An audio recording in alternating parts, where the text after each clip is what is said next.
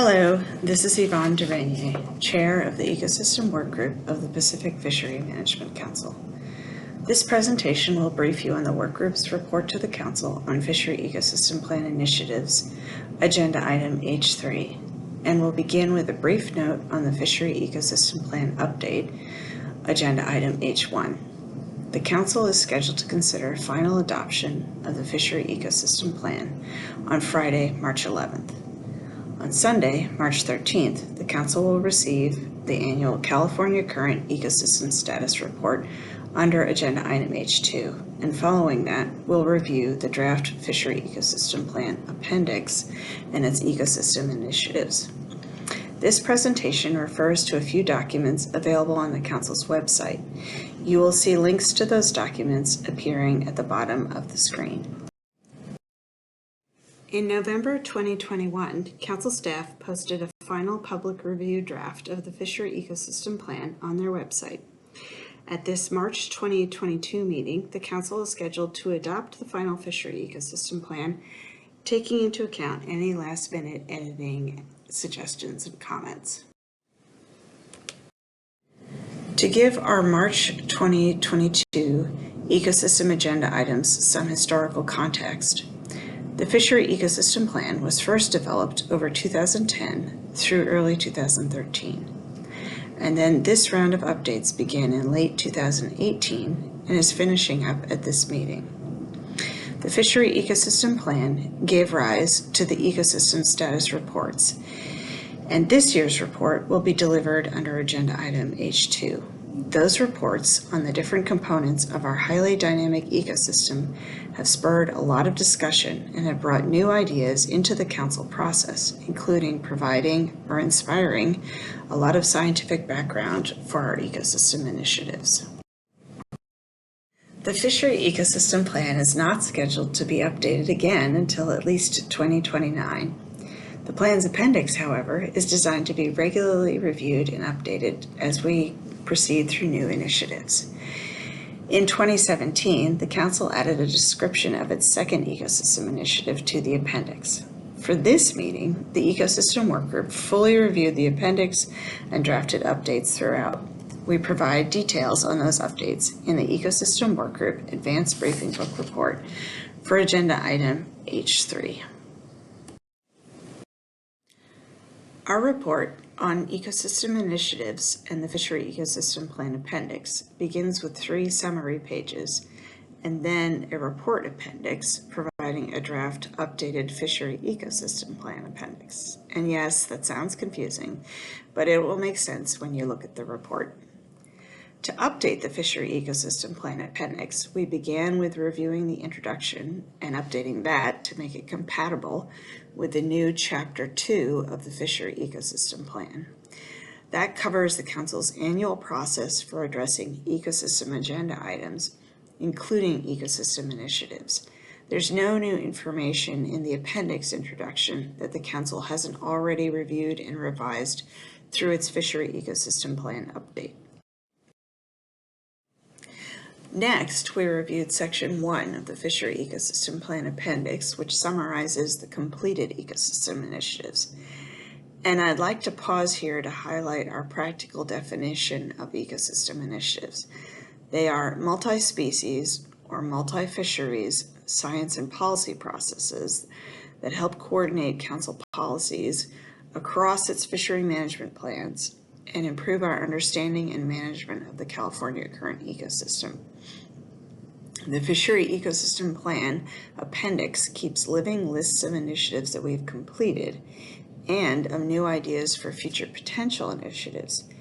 In this Section 1, which covers completed initiatives, we've added a new draft Section 1.3 for the Climate and Communities Initiative. Some listeners may recall that we began drafting the first Fishery Ecosystem Plan Appendix in 2011-12 with initiative ideas that were closely linked to the Magnuson-Stevens Act, particularly its national standards. When the Fishery Ecosystem Plan and its appendix launched in 2013, the Council's first initiative was intended to resolve some of the discussions that arose during the development of the Fishery Ecosystem Plan. by restricting the future development of fisheries for unfished lower trophic level species.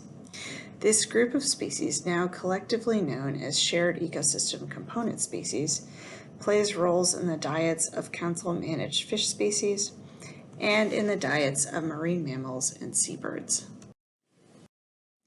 The second ecosystem initiative focused on tuning up the annual ecosystem status report. The ecosystem work group facilitated conversations between all of the council's advisory bodies, the public, and the scientists behind the annual report, so that we could discuss the report's contents in the context of Fishery Ecosystem Plan objectives, Fishery Management Plan objectives, the Council's annual decision points, and the regular review requirements in the Magnuson-Stevens Act. Ultimately, the Council's advisory bodies and the public provided a vast array of comments, color-coded here by group just for illustration, that reshaped the indicators and other information in the annual ecosystem status report. Although Initiative 2 formally finished in March 2017, it set in motion a process that continues through today. Every March, the Council receives a new ecosystem status report, and the Council, its advisory bodies, and the public discuss the changes they would like to see in future reports. They also discuss what is scientifically possible and available for future reports. Every September, the Council's Scientific and Statistical Committee reviews new scientific ideas about potential new information in future reports. If you look at this year's report in the March 2022 briefing book at Agenda Item H.2, the legacy of Initiative 2 is most obvious in Appendix C, changes in this year's report, and Appendix E, a response to a 2021 request from the Ecosystem Advisory Subpanel on developing indicators of long-term climate change. Our third ecosystem initiative, the Climate and Communities Initiative, began in early 2018 with background education from scientists on what we knew and what might be learned about the potential effects of climate change on the California current ecosystem. That initiative shifted to a series of workshops that finished up in 2021, developing and then exploring different ideas about the future of our ecosystem, our fish stocks, fisheries, and fishing communities under 4 different scenarios designed around potential shifts we might see under climate change. Completed ecosystem initiatives are described in Section 1 of the draft updated Fishery Ecosystem Plan Appendix. Section 2 of that draft appendix provides potential future initiatives for Council consideration. The Council, its advisory bodies, and the public should take a first look at these initiatives at this March 2022 meeting, provide initial comments, and read and think about them more deeply over the spring and summer, so that an updated Fishery Ecosystem Plan Appendix can be adopted in September 2022. At this March meeting, the Council might also ask that we begin background work on a new initiative for further exploration in September. The Ecosystem Work Group is presenting 9 potential ecosystem initiatives in Section 2 of the draft updates to the Fishery Ecosystem Plan Appendix. Initiative 1, Ecosystem and Climate Information for Fishery Management Plans and Species, and Initiative 8, Assess Flexibility in Fisheries Management, respond to the Council's direction from its September 2021 action to complete the Climate and Communities Initiative. Initiative 2, Science and Policy Planning for Understanding Recruitment, and Initiative 6, Fisheries and Fishing Community Resilience, grew out of ideas that we had discussed in the updated Fishery Ecosystem Plan. The remaining 5 initiatives have been either minimally or significantly updated from earlier versions in 2017. Of those updates, the most significantly revised is Initiative 7, Indicators to Address Fishery Ecosystem Plan Goals and Objectives. That initiative had formerly focused on the National Environmental Policy Act, but it's now more closely linked to the new goals and objectives of the Fishery Ecosystem Plan. Although the Ecosystem Work Group is certainly biased, we're proud of this updated suite of initiatives, which as a whole respect where the Council family has been and the knowledge we've gained, while also looking forwards towards the future for new questions and challenges. Potential Initiative 1 would follow up on the Climate and Communities Initiative to work with Fishery Management Plan advisory bodies to assess the need and appropriate timing for species-specific ecosystem and climate information, and to develop clear pathways in the council process for ecosystem and climate information to be used in the setting of scientific uncertainty and harvest policy.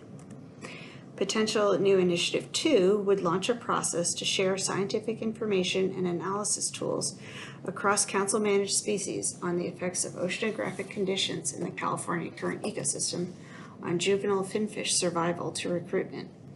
The questions and ideas behind this initiative came both from our work on updating the Fishery Ecosystem Plan and from the results of the Climate Communities Initiative. We see this as a key issue that needs the clout of a Fishery Management Council behind it to launch a cross-species investigation. Initiatives 3, 5, and 9 are the updated initiatives. Initiative 3 would build on the Council's recent cross-fishery management plan work on standardized bycatch reporting methodologies and on recent scientific work on multi-fisheries bycatch management to develop cross-fisheries efforts in bycatch management. Initiative 4, Cross-Fishery Management Plan Essential Fish Habitat, would look at whether there are habitats that should be identified for their value to multiple species across fishery management plans, possibly so that those habitats can be better understood by other agencies conducting or permitting offshore non-fishing activities. Initiative 5, Safety at Sea, has been lightly updated with links to more recent fishing vessel safety incidents. This initiative would be a cross-fishery look at hazards and safety challenges in West Coast fisheries. Initiative 9, which would look at the relevant social, economic, and ecological factors in determining optimum yield across fishery management plans, has also been lightly updated to reflect updated Fishery Ecosystem Plan goals and objectives language.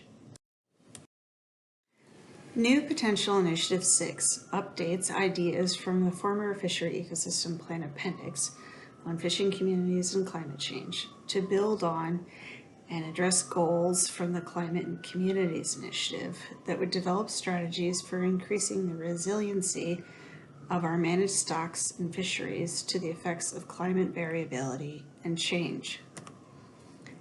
New Initiative 7 is not entirely new, but it's a more substantial update and rewrite of a former initiative tied to indicators. This initiative would build on our work from the Ecosystem Status Report and on our revised Fishery Ecosystem Plan to develop an outline and process for delivering an ecosystem-level performance report on the Council's progress towards its new Fishery Ecosystem Plan goals and objectives.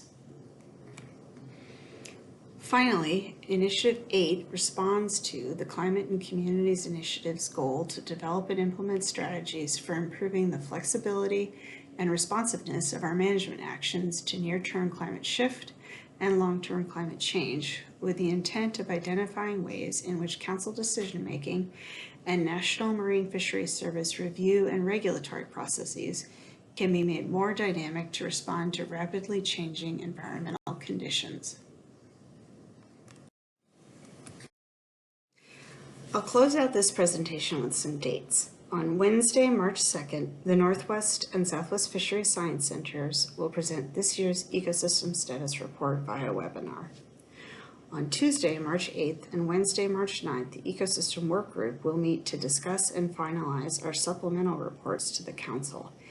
If you miss any of our agenda items or if you have any questions on anything that we've written or discussed, please come visit us on Wednesday, March 9th. We'll be having an open house from 1:30 to 2:30. So any questions, welcome during that time.